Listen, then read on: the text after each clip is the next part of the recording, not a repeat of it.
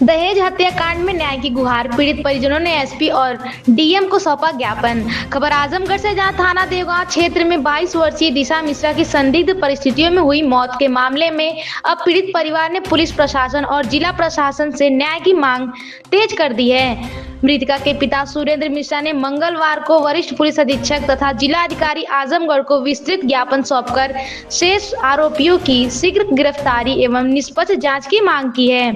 पीड़ित पिता के अनुसार आपको बता दें कि सुरेंद्र मिश्रा निवासी ग्राम नंदाव थाना सरायमीर की इकलौती बेटी दिशा मिश्रा की 19 अक्टूबर 2025 को संदिग्ध परिस्थितियों में मृत्यु हो गई थी। पीड़ित पिता का आरोप है कि दहेज के लिए उनकी पुत्री की हत्या की गई। मामले में थाना देवगांव में मुकदमा संख्या 386 2025 धारा 498 ए दहेज उत्पीड़न अधिनियम के तहत एफआईआर दर्ज की गई है। पीड़ित ने बताया कि कुल 11 नामजद अभियुक्तों में से अब तक केवल 2 अमित पांडे और घनश्याम पांडे को ही गिरफ्तार किया गया है।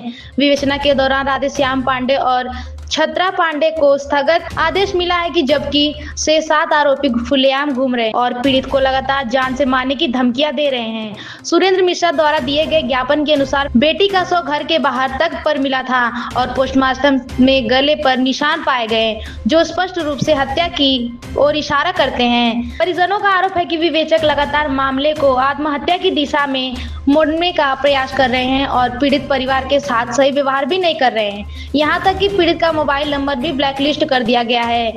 घटना में 47 दिन गुजर जाने के बाद भी पुलिस द्वारा शेष आरोपियों की गिरफ्तारी न होने पर परिजनों में गहरा आक्रोश है।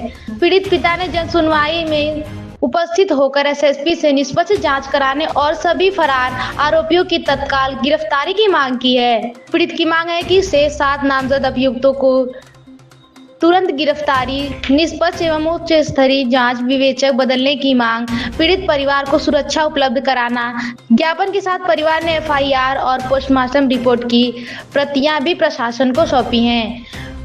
पीड़ित परिवार का कहना है कि उन्हें न्याय मिलने तक वे संघर्ष जारी रखेंगे। प्रशासन की ओर से आश्वासन दिया गया है कि मामले की जांच पर प्राथमिकता से कार्रवाई की जाएगी। सर, अपना परिचय बताइए। जी, सबसे पहले हमारा परिचय, मैं सुरेंद्र मिश्रा हूँ, थाना सरायमीर का रहने वाला। मेरी बेटी की शादी देवगांव थाना में लालगंज एरिया में खुरसू गांव पड़ता है, वहाँ पे हुई थी और दहेज के वजह से हत्या कर दी मेरी बेटी की। आज करीब 50 दिन हो गया। 19 अक्टूबर को हत्या हुई। मैं दर बदर भटक रहा हूँ, सीओ से लेके एसपी, कप्तान साहब, आज डीएम साहब, सबके पास आ रहा हूँ, लेकिन मुझे न्याय नहीं मिल रहा है। और विवेचक जो विवेचना कर रहे हैं, सीओ भूपेश पांडे, मैं उनके विवेचना से जरा सा भी संतुष्ट नहीं हूं। अगर कुछ परसेंट भी मैं संतुष्ट होता तो मैं मान लेता, एकदम संतुष्ट नहीं हूं। और मेरी मांग है कि या तो एसआईटी बनाई जाए, नहीं तो सीबीआई जांच कराई जाए। नहीं तो क्या है कि भूपेश पांडे जी तथ्यों को मिटाने की पूरी कोशिश में लगे हुए हैं और हत्या को आत्महत्या साबित करना चाहते हैं, जबकि क्लियरली हत्या है पोस्टमार्टम रिपोर्ट के हिसाब से। और काफ़ी चीज़ों को वो छुपा रहे हैं, मेरे बयान को सुन ही नहीं रहे कुल मिला के। तो मैं कहूँ तो क्या कहूँ। अब शादी हुई थी 4 दिसंबर 2024, करीब 11 महीना पहले। और दहेज हमने उन्हें ज़रूरत से ज़्यादा दिया था। हमने बुलेट गाड़ी दी थी, हाई फाई फर्नीचर वगैरह दिया था, जिसे लोग उपहार कहते हैं। हमने करीब 22 से 25 लाख रुपए खर्चा किया शादी में। उसके बाद भी उनकी दहेज की डिमांड थी। फिर हमने उनको बीच बीच में 2 लाख रुपए एक बार दिया, फिर कुछ मांगे दिया। उनकी ज्वेलरी की मांग थी, 5-7 गहने जैसे, जो 3-4 लाख के आसपास आते। मेरे पास पैसा था नहीं, तो मैंने सोचा कि मैं लोन वगैरह लेके ज़मीन पे या ज़मीन बेच के दे दूंगा। लेकिन मैं उनको बोला था दिवाली बाद देने के लिए, वो दिवाली से पहले चाह रहे थे। व्यवस्था हमारे पास नहीं हो पाई और उन्होंने दिवाली से पहले मेरी बेटी को ही मार दिया, जबकि उन्हें ऐसा नहीं करना चाहिए था। परिवार उनका ज्वाइंट फैमिली है, 18 से 20 लोग हैं।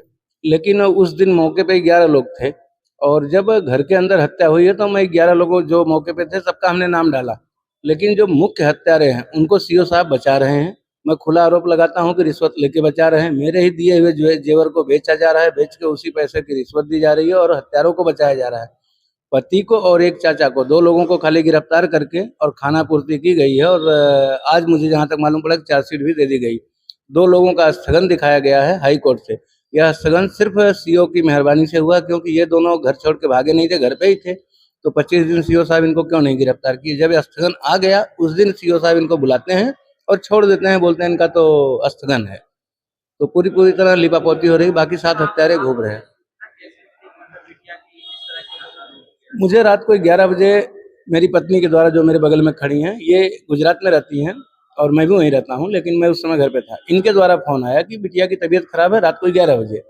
तो मैं पता करने लगा तो मुझे बताया गया पाइल्स हुई है और इलाज कराने के लिए हम रमाबेन जा रहे हैं, जबकि हकीकत ऐसा नहीं था। मेरी बिटिया को 6 बजे ये लोग मार चुके थे। अगर पाइल्स की प्रॉब्लम थी तो पोस्टमार्टम में आना चाहिए। मुझे बताया गया पाइल्स है, गाँव वालों को बताया गया पॉइजन खा ली। हकीकत ये है कि एंटीमोर्टम हैंगिंग दिखाया जा रहा है। अब उसको सीओ साहब कह रहे हैं कि आत्महत्या है। मैं बोला आत्महत्या कैसे हो गई? अगर पूरा परिवार ही झूठ बोल रहा है और परिवार 50 दिन से फरार है तो आत्महत्या तो हो नहीं सकती, हत्या है, इसलिए सब फरार हैं। और सीओ साहब क्या कर रहे हैं मेरे समझ में नहीं आ रहा है, सिर्फ पैसे पे बिक रहे हैं। हम ये चाह रहे हैं कि इस पर सीबीआई जांच हो और सीओ साहब से तुरंत ये मुकदमा लेकर किसी उच्च अधिकारी को दिया जाए जो जांच करे। अगर डिस्ट्रिक्ट लेवल पे होता है तो एसआईटी जांच करे, नहीं तो मेरी तो सीधा सीधा मांग है सीबीआई जांच करे और मुझे न्याय दिलाए। मैं जिलाधिकारी जी के पास आज तीसरी बार आया हूँ और बदकिस्मती से जिलाधिकारी साहब हमसे कभी नहीं मिले। आज भी मैं आपको बाइट दे रहा हूँ, अभी मिल के आया हूँ, लेकिन वो नहीं मिले हैं। उनके असिस्टेंट जो सामने रहते हैं, जो भी उनको बोला जाता है, सीआर सीओआर जो भी हैं, वो मिलते हैं। कप्तान साहब के पास मैं तीसरी बार आज गया, 24 अक्टूबर को गया था, 5 तारीख को गया, मिले नहीं। आज हमसे मिले, लेकिन उन्होंने भी कुछ अच्छी बात तो उतनी नहीं की। मुझे एसपी साहब के पास भेजा, एसपी साहब से मेरी बात हुई, एसपी साहब की बात मुझे भी समझ में आई और वो भी मेरी बात को समझे, लेकिन वो मजबूर हैं, कह रहे हैं 50 दिन हो चुका है, अब जो तथ्य हैं मैं इसी आधार पर बोल सकता हूँ क्या क्या हुआ है, जबकि तथ्य को काफ़ी हद तक मिटाया गया है। लेकिन अगर अभी भी जांच कराई जाए तो सारे तथ्य वहाँ पे मिल सकते हैं। और सबसे बड़ा आरोप मेरा पुलिस डिपार्टमेंट के ऊपर है कि मैंने अपनी बेटी की हत्या के बाद वहाँ पर बेटी के जो जेवर थे नियर अबाउट 7-7.5 लाख के, उन्हें लॉकअप में बंद करके वहाँ के चौकी इंचार्ज को, जो मौके पे थे, जिन्होंने मुझे पोस्टमार्टम के लिए बॉडी दी पेपर वर्क करके, नाम तो उनका नहीं बता पाऊँ, कोई गौड़ करके थे, जो भी होंगे, उनको मैंने चाबी दी। और अब मुझे मालूम पड़ रहा है कि वो सारे गहने बेचकर वो अपराधी अपने बचाव में पैसा यूज कर गए हैं। अगर पुलिस सच में अच्छा काम कर रही है तो सारा काम छोड़ के पुलिस खाली मुझे ये बता दे कि चाबी कहाँ है और वो गहने क्या अभी तक लॉकअप में हैं। अगर लॉकर में गहने नहीं हैं और गहने बिक गए हैं तो पुलिस सीधी सीधी हत्या को आत्महत्या बताने में संलिप्त है। मैं पूरा आरोप लगा रहा हूँ खुला। आप 11 अभियुक्तों में से सनी, विशाल और अरविंद, इन तीनों को, लक्की करके एक लड़की है, इन चारों को आप गिरफ्तार कर लो। इन चारों के ऊपर जो भी आपको जो 3rd 4th जो भी डिग्री लगानी लगाओ। ये मेन हत्यारे हैं। आप जांच से भटक रहे हो, मुझे भटकाया जा रहा है, जानबूझकर इन्हें बचाया जा रहा है। हाँ मैडम, अपना परिचय बताइए। किरण सुरेंद्र मिश्रा, कहाँ के रहने वाली है? महाराजपुर नंदा, थाना कौन सा लगता है? सरायमीर। क्या मामला है कि डीएम ऑफिस एसपी ऑफिस आए? मामला यही है कि हत्यारों को सजा दिलवाया जाए और मुझे कुछ नहीं चाहिए, क्योंकि मैं अपनी लड़की से रात को हमेशा बात करके खाना खा के तभी सोती थी। उस दिन 9:03 पे अपनी लड़की से मैं बात करने के लिए कॉल की, लेकिन उसका कॉल नहीं उठाया। 9:03 से लेकर 10:30 बजे तक मैं कॉल करती रही। मुझे गुस्सा आ रहा था कि अभी तक लड़की कॉल क्यों नहीं उठा रही है। सब तो खाना वाना खा लिए होंगे, अब तो सोने गई होगी लड़की। उसका फ़ोन नहीं उठा। फिर कुछ देर बाद वो सनी नाम का लड़का है, उसका देवर है, चाचा का लड़का, वो कॉल करता है कि भाभी का तबीयत खराब है, मैं लालगंज लेके जा रहा हूँ। तुरंत मैं अपने आदमी को कॉल की कि दिशा का तबीयत खराब है, पूछो क्या हुआ है। इन्होंने अपना पूछे उसके चाचा ससुर से, इन लोगों में क्या बात हुई ये लोग जाने। और उसके बाद फिर मैं कॉल की सनी को, कॉल की, मैं बोली कि अब कहाँ है, तो बोला कि बोतल चढ़ रहा है। मैं बोली बोतल चढ़ रहा है, मैं सोची कि ऐसे नॉर्मली हल्का फुल्का पेट में दर्द वर्द होगा, ऐसा कुछ होगा, इसलिए मैं नहीं कुछ बोली। फिर कुछ देर के बाद मैं कॉल की तो बोला कि हम यहाँ का डॉक्टर जवाब दे दिया है लालगंज का, हम लोग बनारस लेके जा रहे हैं। तो मैं बोली लगता है कि उसका ज़्यादा सीरियस हो गया तबीयत। फिर मैं इनको कॉल की, ये बोले कि उसका इलाज कराओ, जितना हो सकेगा मैं उतना करूँगा, लेकिन मेरी बेटी को कुछ नहीं होना चाहिए। फिर मैं उसके पास कॉल की, सनी के पास, मैं बोली कि मेरी बेटी का सिर्फ आवाज़ सुना दो।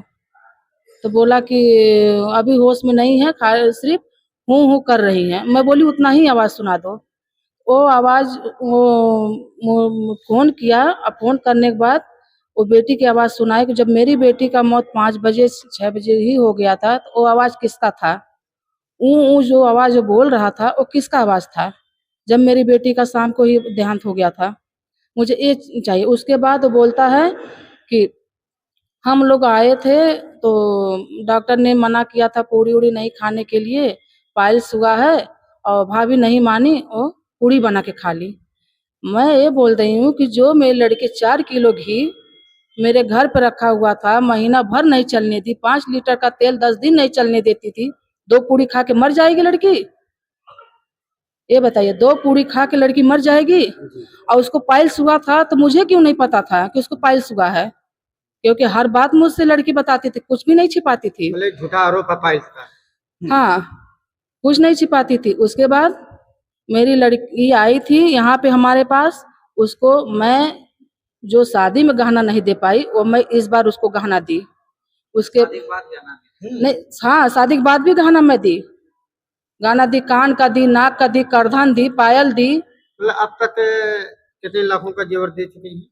देखिए, मेरा पुराना गहना था, अब पुराने गहने का क्या है कीमत, अब आजकल के महंगाई के हिसाब से आप देख लीजिए।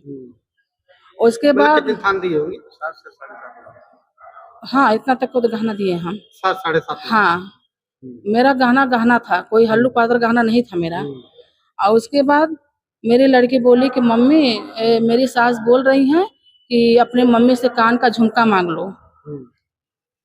फिर मैं बोली अच्छा ठीक है बेटा, एक ही तो मेरी लड़की है, धीरे धीरे मैं तुझे सब कुछ दूंगी, लेकिन थोड़ा टाइम लगेगा, अभी शादी करके उठी हूँ।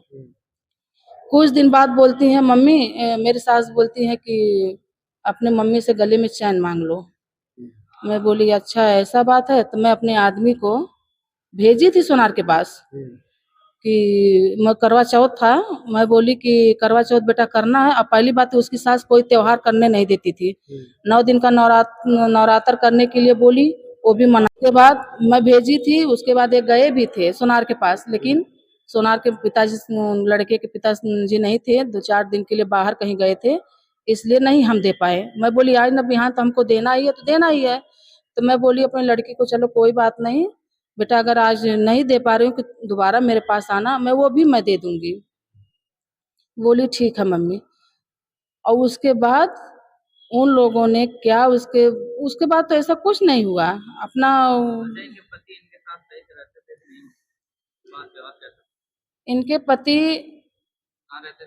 इनके पति रहते थे सूरत, पहले नोएडा थे, बोलते थे सब लोग कमा रहे हैं, कमा धमा कुछ नहीं रहा था, बेवड़ा था एक नंबर का। और ये सब हम लोगों से छिपाया गया था, पीता खाता था। अच्छा, मतलब शादी से पहले छुपाया गया था। हाँ, शादी से पहले छिपाया गया था। उसके बाद मेरी लड़की गई, बोली कि मम्मी ये दारू पीते हैं। मैं बोली कि दारू पीते हैं?